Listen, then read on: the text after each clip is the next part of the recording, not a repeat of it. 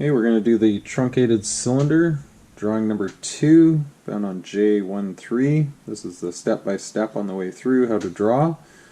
With this one here, we are going to have to do a semicircle down below to create these element lines that come up to this sloping surface, so we can create this pattern with that. On page 27, you're going to find the dimensions for this. It's an 80 diameter. 30 degrees for the slope, and it's got a 70, but we're going to change this to 100 just to make it a little bit taller. We've changed some of these numbers throughout just to make them a little bigger, a little more offset. So we're just going to change this one to 100.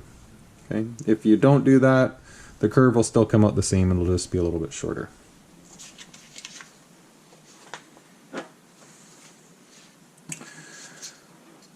So it is an 80.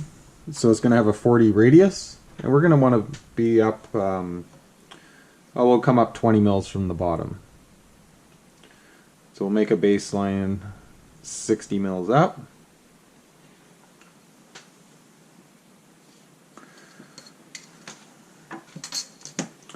I'm just kind of thinking about how my pattern's going to fit on here as well, so I have enough room.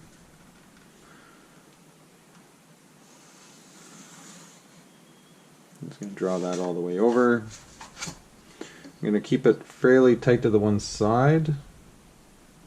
So from the edge of the paper, I'm just going to come over 10 millimeters. And this one was 80. So we have 80 here in the center at 40. And it's 100 tall.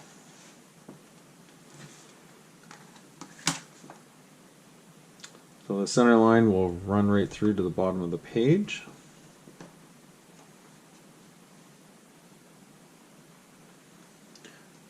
And we'll just make sure everything's long here.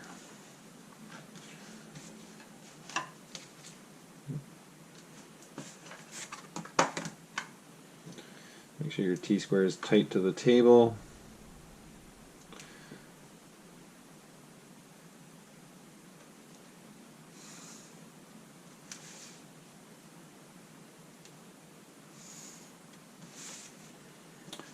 Let's put a radius on here.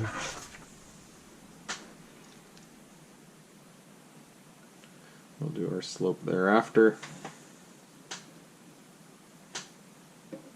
We'll check to make sure it fits up to the other side, so your center. That's good there.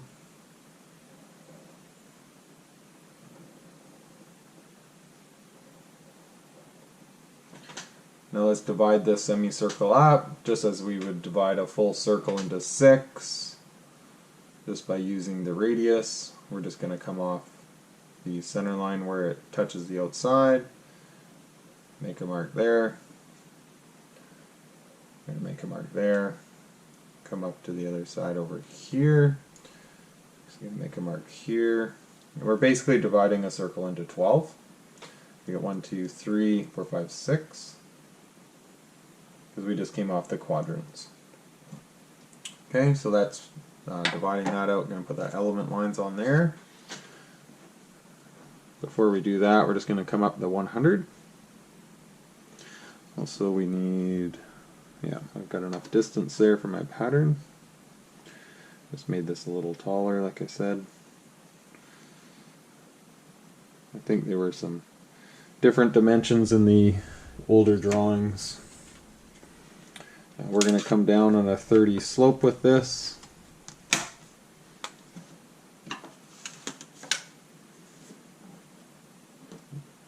Your 30-60 triangle.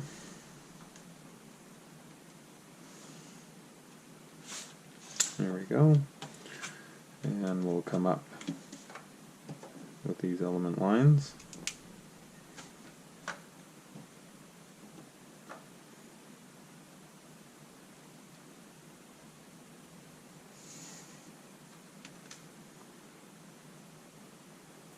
So we do have to do them all. And then these element lines, this is what you'd be looking at if you were looking at the side of the cylinder.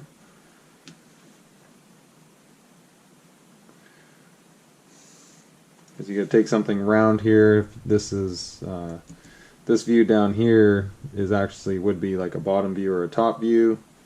So this would be divided out. So if you were to flip this up, a circle that's divided out, looking at it as it's wrapping around, those lines would start to disappear. So that's what you're looking at there. So for this pattern here, what we want to do is we always want our seam at the shortest location when we can. Obviously for the minimum amount of weld, if there is a weld there or a seam joint. So we're going to go from there. And that's it. We're ready for our pattern here. So we have an 80 diameter. And we're just going to times that by pi. So we have 80 times pi. We got 251 millimeters. So let's go ahead and measure 251. Like that. And we're just going to bring that up. Now we need to divide this into 12 equal spaces as well. So there's a couple of different ways to do that.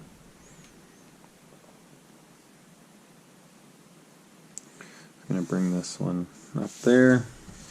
I always like the sloping line method. Generally works the best.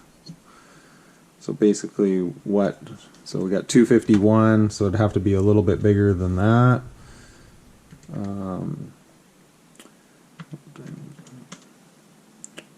240, maybe 12, 300. Okay, so what we're going to do is we're going to go 12 spaces times 25 millimeters for each space. That will equal 300. So if I put my 0 here and my 300 here, I can draw a line. And then every 25 millimeters, I'll make a mark. So 25, 50, 75, oh, sorry, simple mistake there.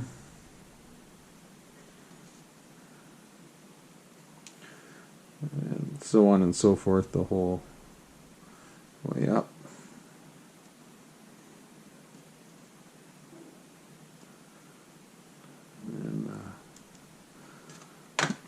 You'll see the next step here next.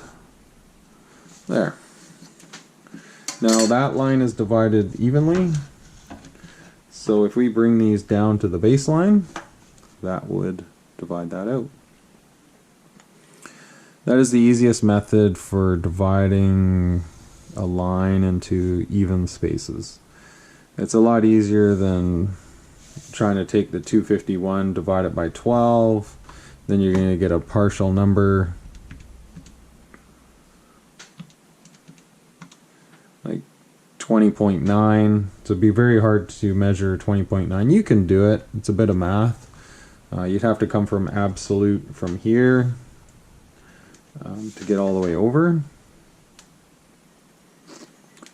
You could always just find center, divide out, and then divide out from there as well. It's another way to do that. This one here just kind of eliminates a lot of that math or guessing.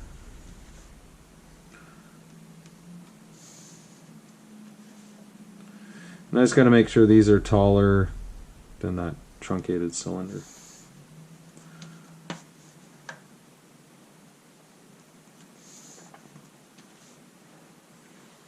And again, these cylinders could be quite large or quite small. Could be a piece of pipe. Okay, so we saw some numbers in the book there, so we'll number this up. We'll call this one 1, 2, 3, 4, 5, 6, and 7. And then those will all come to the top there as well. We don't have to number the top, but for simplicity, we'll do this one here. Okay, so number 1 is 1. So 1, 2, 3, 4, 5, 6, 7. That would be center. And then 6, 5, 4, 3, 1. And here's the other side. So let's go ahead and we'll just start with 1. 1 is already there, and then we'll bring it over to the other side over here. Bring this up to 2 on the sloping side. 2 here, and then find 2 here. Bring this up to 3. 3 here. 3 there. 3 there. And 4. 4. So on and so forth all the way up to the top. Just making sure you get the correct corresponding number, 6 and 6. And 7 is going to be the tallest one. There at the top. Okay, so we got that curve. This is where that snake comes in, and again you can select the side that works best for you. Straighten that out. You're going to come off of there. And when you do this, always go in sections that you can do. So the number 1 over here, realistically, you're trying to curve that to pretend there was a number 2 over here on the other side. So you can just get an accurate curve. You should always go 1 past on where you're going to draw it to. So I'm just going to go to here, because it goes to there. And then I'll do the other section over here. Basically I'll just do this one in thirds. And again, you can fuss around with this one for a little while just to get it perfect, and also making sure your snake is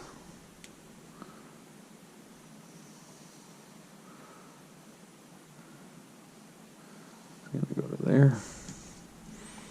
And then draw over here as well. Making sure your snake doesn't have any kinks in it. And again, just making sure this curves out over here, because that will end up curving that as well. There we go. There's our curve. And then just the same as we did on the last one, I'm just going to go through this list here. And this, they had a little bit of this in the book, and again we just designed this ourselves. So let's go through, and it says just right at the top there. So your name,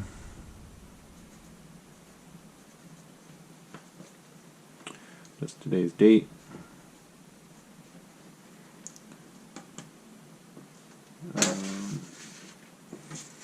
we got project name,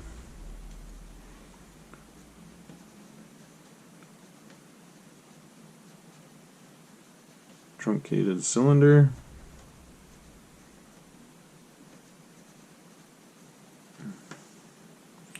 drawing number 2,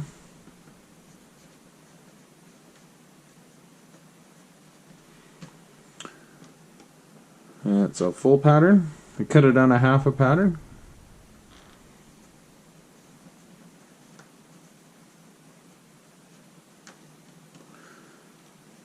Center line, so that's just with a C with an L through it, and again we like to put our two dots there, and we'll put our dots on our quadrants there as well, so our quarter marks. Even on the outside over here,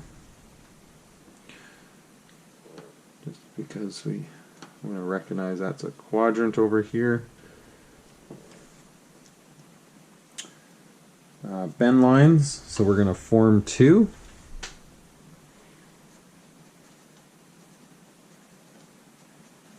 And this one was an 80 diameter. We'll just put some arrow directions here so they know which way to put it through the rolls. Burn lines and shears, so we're going to shear here, here, and here. It's always important to identify your lines because you don't want to shear off the incorrect one, meaning an element line. lots of identification on that.